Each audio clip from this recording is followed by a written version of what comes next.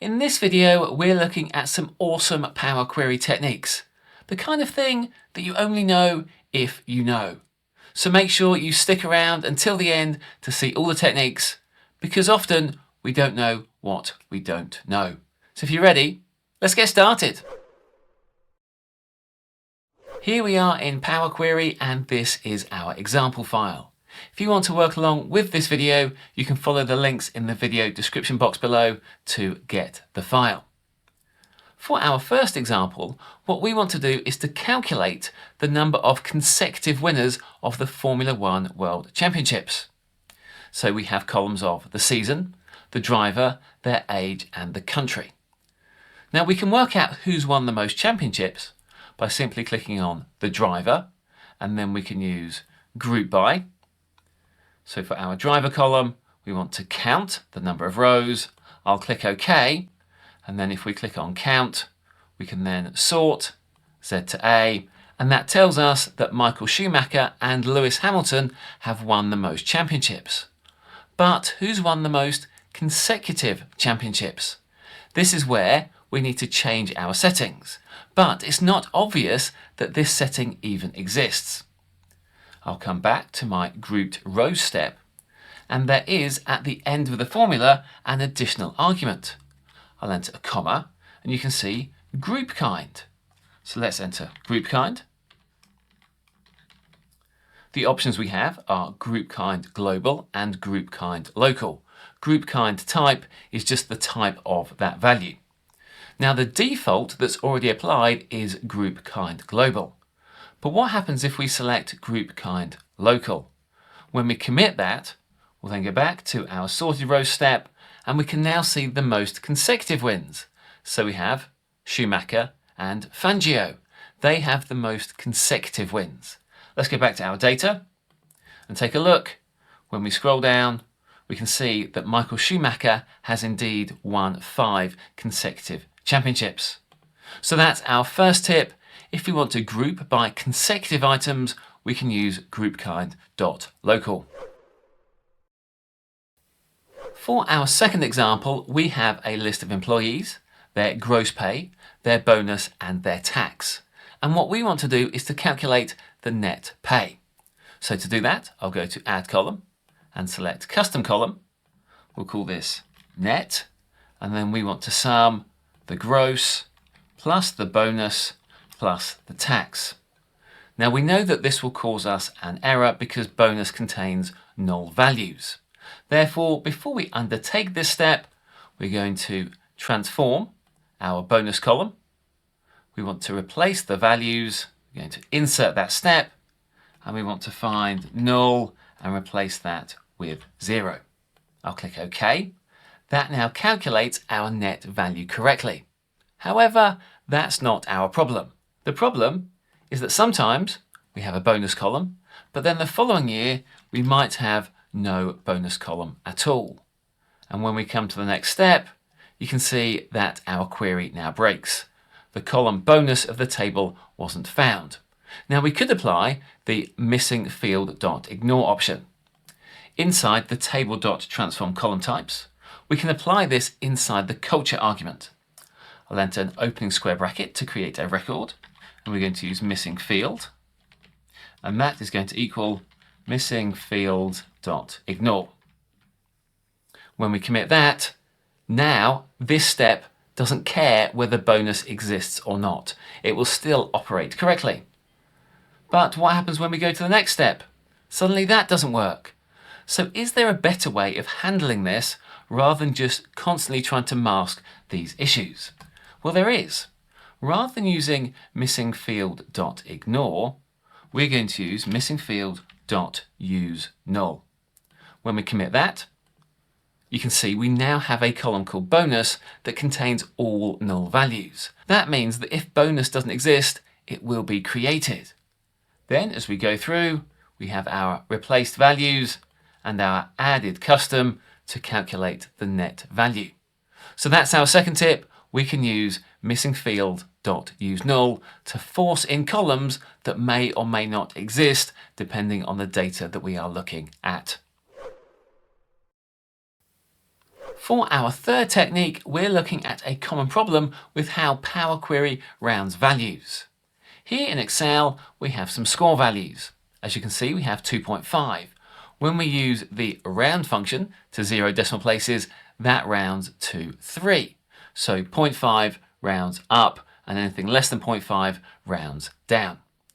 But that's not what happens inside Power Query. So I'm going to load this table into Power Query, and then we will take a look. We're now in Power Query, so let's now apply the same rounding.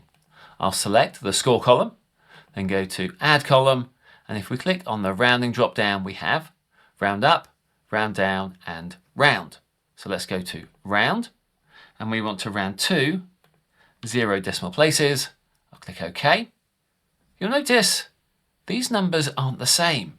Even in this first row, 2.5 is rounded to 3 in Excel or 2 in Power Query. But 1.5 rounds to 2 in Excel and 2 in Power Query. This is because Power Query uses what's known as bankers rounding. This is often found in programming languages, and it's where the 0.5s are rounded to the nearest even number. Therefore, 2.5 is rounded down to 2, but 1.5 is rounded up to 2. So what are we going to do? Well, maybe if we delete that step and try one of the other rounding options, let's try round up. And you'll see that doesn't give us the same values either. The first two match, but minus 1.5 in Excel is minus 2, and in Power Query is minus 1. That's not what we want either. Instead, we have to use the rounding mode. I'll select score again, I'll go to rounding, go into round to 0 decimal places. I'll click OK. That now gets us our column. You can see in the formula bar that we have number.round, and there is an additional argument at the end of this function. If I enter a comma, you can see rounding mode. Let's enter that. Rounding mode has values of away from 0, down, even, towards 0, and up. The type is just the type of the rounding mode. That's not a value that we can use here. So if we want to simulate how Excel calculates, we use away from 0. But we're not restricted to just that standard round method. We've got lots of other methods that we could use for rounding. Now let's simulate what Excel does. I'll select away from 0, and when we commit that, we now get exactly the same results. So Excel and Power Query have different rounding methods, but Power Query gives us lots more options for how we can round those numbers. I just want to interrupt things here to tell you about our Excel Academy. Within there, we have a course called Demystifying M with Power Query. It teaches you everything you need to know, not just to understand the M code that Power Query writes, but also to be able to write your own M code from scratch. So if you want to level up your Power Query game, then that's the next place to go. Just head on over to exceloffthegrid.com to find out more about our Demystifying M in Power Query course. For our last example, we're going to take a look at Power Query in Excel Online. And that's because Excel Online has the new Power Query interface, and there is a button in there that doesn't exist in Excel Desktop. Here in our example, we have a list of names and a list of scores. The goal is to get the lowest score possible, and we want to rank these scores to find out which position each person comes in. I'll select on the score column and then go to Add Column, and we have a Rank Column button. I'm going to select that, and we want to rank from low to high. I'll click OK. Power Query now calculates the values. Now the formula here, which uses table.addRankColumn, we could enter this in Excel Desktop and it would give us the same result. But there is a button in Excel Online, so I wanted to demonstrate that. If we look at the rankings, you can see Henry Ashford is first. We then have 3 people in second place, which means that Thomas Ellington is in 5th place. Now this might not be the scoring option that you want. For example, you might want to show that Thomas Ellington was in 3rd place because all of those other individuals shared second. What we can do is to add an optional argument inside this function. And we do this inside a record.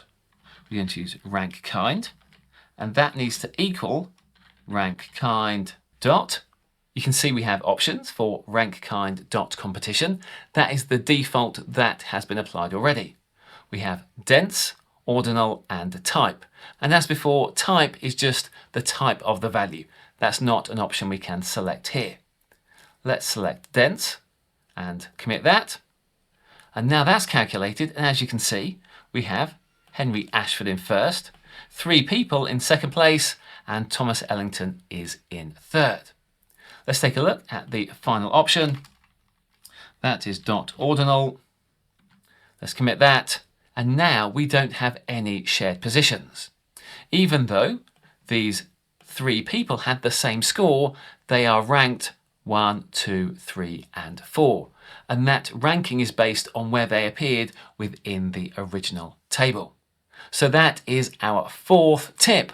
We can use not only table.addRankColumn, but we can also use the RankKind to give us lots more options about how we rank the scores of those individuals. And that's it. That's 4 hidden Power Query techniques that we were able to apply simply by making small tweaks to the generated M code.